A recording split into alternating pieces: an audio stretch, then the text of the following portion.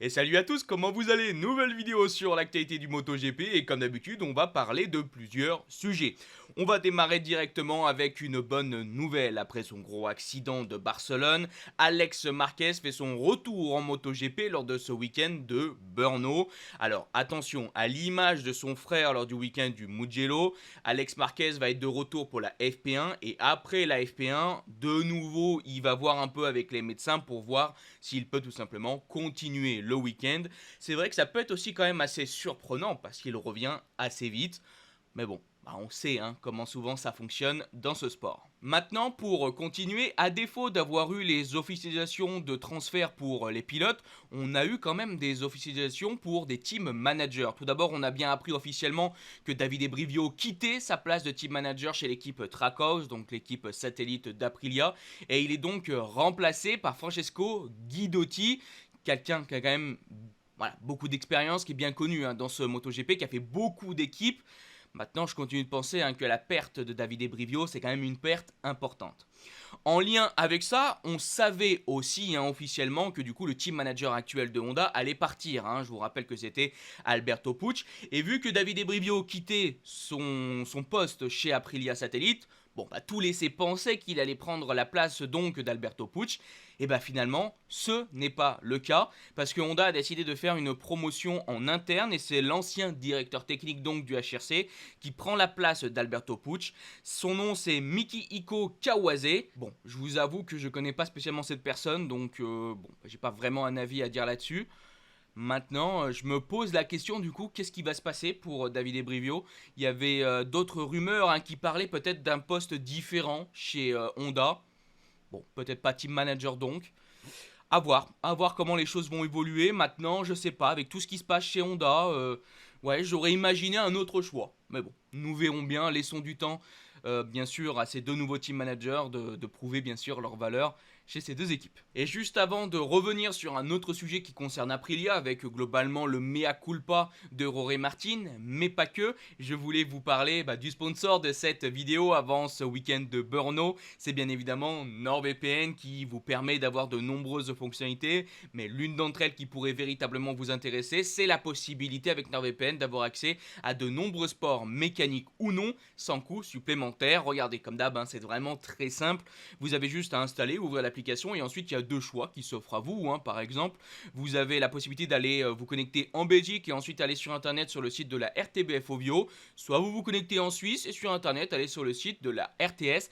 C'est vraiment pas plus compliqué. Maintenant, pour ceux qui voudraient plus d'informations, vous avez aussi un tuto en description fait par mes soins qui vous montre étape par étape comment tout ça fonctionne si jamais vous en avez besoin. En description et aussi en commentaire épinglé, vous avez bien évidemment mon lien NordVPN qui vous permet d'avoir de très grosses promotions sur les abonnements d'un an ou encore de 2 ans. Donc n'hésitez pas à aller voir tout ça. Vous avez la garantie satisfait ou remboursé de 30 jours et en plus des mois gratuits offerts. Donc bref, je pense que c'est plutôt sympa. Allez, on en a donc terminé avec cette intégration. Merci à NordVPN d'avoir sponsorisé cette vidéo et un grand merci à vous tous. Bref, on continue maintenant avec ce sujet qui concerne Aprilia. Bon, c'est vrai que chez le constructeur italien, ces derniers temps, il y a de l'eau dans le gaz, surtout entre un pilote et son équipe, entre Jorge Martin et Aprilia. Bon, je pense que vous n'avez pas raté ça. En Hongrie, malheureusement, Jorge Martin a fait une erreur, ce qui a amené un gros crash important, plusieurs pilotes Aprilia à terre. On a pu voir donc le boss d'Aprilia, Massimo Rivola, être vraiment très très mécontent et le faire savoir. Plusieurs déclarations dans la presse qui étaient évidemment à charge envers Jorge Martin. Le pilote espagnol revient donc ici à Brno, il n'est pas à 100% physiquement, il a aussi appris qu'il ne testera pas l'Aprilia 850 cm3 dans les tests de Brno qui arrivent très prochainement. Bref, pas mal de mauvaises nouvelles qui s'enchaînent pour Martin, mais il a donc quand même décidé de faire un certain mea culpa, disant bien sûr qu'il avait fait une erreur et qu'il est désolé pour tous les pilotes qu'il a fait chuter, mais il se défend aussi un petit peu. Il essaie de redorer entre guillemets son blason en expliquant bien que il n'a pas fait non plus quelque chose de complètement fou. Il déclare: oui, sincèrement, je pense ne rien avoir fait de bizarre. Dès que j'ai touché les freins, j'ai perdu l'avant, donc je les ai un peu relâchés dans ce virage en première. Dès que j'ai relâché les freins, j'étais beaucoup plus rapide que les autres. J'ai essayé de freiner de nouveau et j'ai un peu plus perdu l'avant, puis j'ai totalement perdu le contrôle. J'espérais encore pouvoir reprendre le contrôle, mais c'était impossible. C'était vraiment une chute effrayante. Heureusement, personne n'a de grosses blessures et on pourra tous rouler ici. Alors à l'image aussi d'autres pilotes, Jorge Martin a remis en cause cet asphalte qui était aussi assez glissant. Et il a aussi parlé un peu, il est revenu sur ces fameux propos de Massimo Rivola qui étaient assez durs. Et il a été quand même, je pense, intelligent, entre guillemets, dans ses déclarations. Il a déclaré: au final, c'est son opinion. Je ne peux pas partager l'opinion de tout le monde. Chacun se fait son avis, comme je l'ai dit. J'étais le premier à ne vouloir percuter personne. Je suis vraiment désolé pour les équipes. Je veux juste apprendre de cette erreur. Mais c'est la course. Parfois je le fais, parfois quelqu'un me le fait, parfois des pilotes peuvent en percuter d'autres. Pour moi, ce qui est important, c'est d'apprendre et heureusement, il ne s'est rien passé d'important. Bon, je vous renvoie vers ma précédente vidéo si vous voulez voir tous les propos de Massimo Rivola, mais par exemple, il a dit que cet accident les faisait passer pour des idiots, ce genre de propos. Et dans cette fameuse vidéo, je vous disais que j'étais quand même assez étonné du peu de solidarité qu'a eu Massimo Rivola envers un pilote de sa marque. Alors on sait que par rapport aux affaires passées, la relation entre Rivola, Aprilia et donc Jorge Martin, bon, c'est pas la meilleure des relations, on le sait bien, mais ça semblait aller mieux. Et là, on sent quand même qu'on a eu un Rivola qui a tapé du poing et qui a quand même montré un peu du doigt. Et là, on voit quand même un Jorge Martin qui essaie de faire, comme on dit, du damage control, qui dit voilà, chacun son opinion, mais qui essaie quand même de rappeler que bon, il n'a pas fait quelque chose non plus de complètement dingue. Et c'est aussi un point que je soulevais moi dans cette précédente vidéo en disant que bon, ça arrive malheureusement. Jorge Martin, je sais pas, il a pas freiné 8 fois plus tard que tout le monde et puis il a enquillé tous les pilotes. On a bien pu voir qu'il a glissé plusieurs fois, il a perdu le contrôle, le virage il est compliqué, l'asphalte est glissant. Bon oui, c'est des choses malheureusement qui arrivent.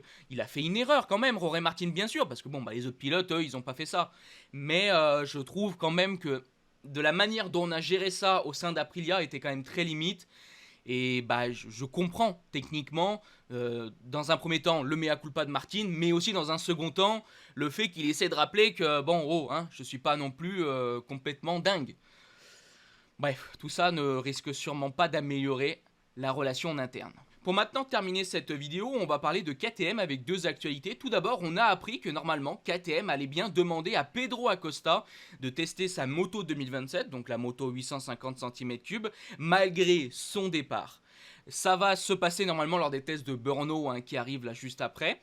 Et c'est une surprise parce qu'on a bien compris que tous les pilotes qui normalement allaient changer de constructeur n'allaient pas pouvoir tester la machine 850 cm3 du constructeur actuel dans lequel ils sont, comme par exemple Jorge Martin. Jorge Martin ne pourra pas tester l'Aprilia et c'est le cas pour de nombreux pilotes. Et on peut le comprendre parce que si tu changes de constructeur, évidemment, par exemple la Aprilia pour Jorge Martin, ils veulent pas montrer de nombreuses informations aux pilotes. Donc c'est un choix qui est plutôt dans une certaine logique sportive, je pense, avec dans l'idée de se dire que Pedro Acosta, c'est quand même un pilote qui est très fort. Aujourd'hui, c'est celui qui met la moto aux avant-postes. Après, c'est vrai aussi qu'il y a un autre point qu'il ne faut pas oublier, c'est que chez KTM, il va y avoir énormément de changements.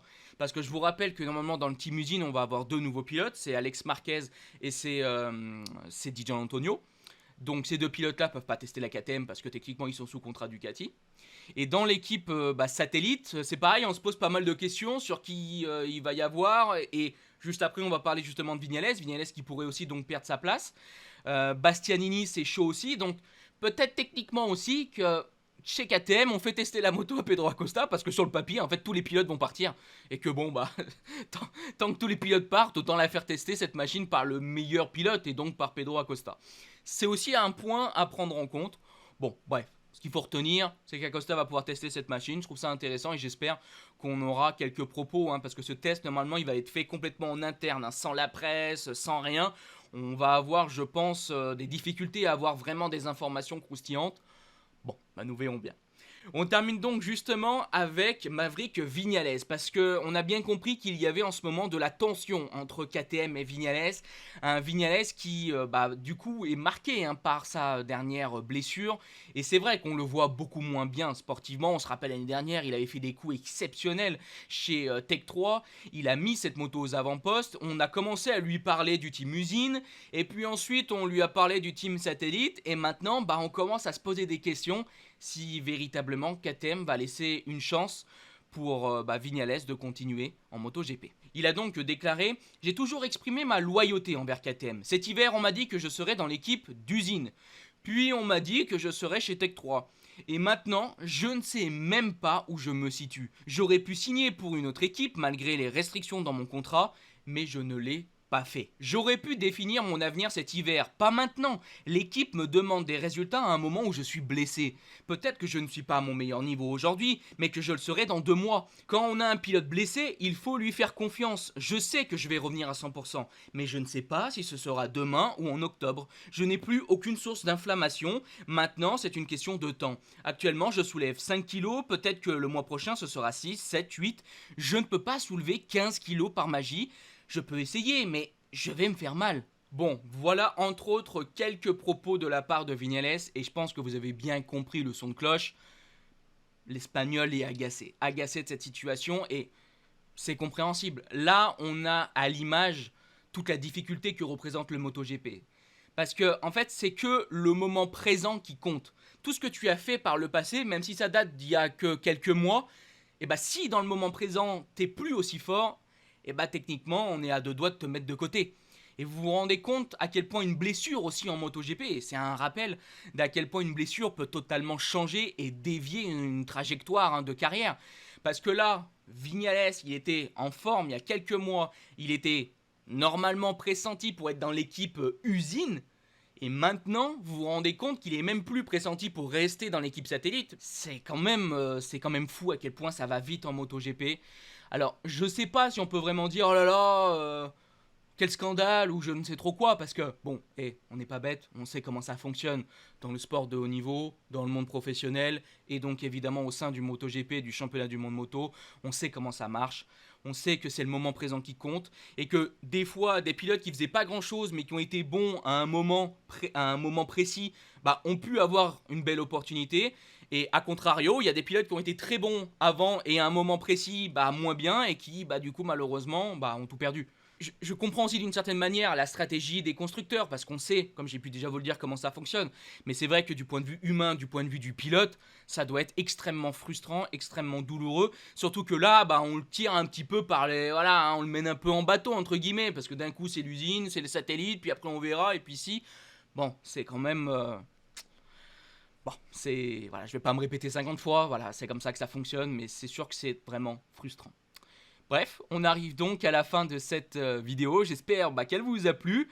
Et puis voilà, on se donne donc rendez-vous dans quelques jours, normalement lundi après le week-end de Brno. Bref, je vous dis bye bye les potes, bisous.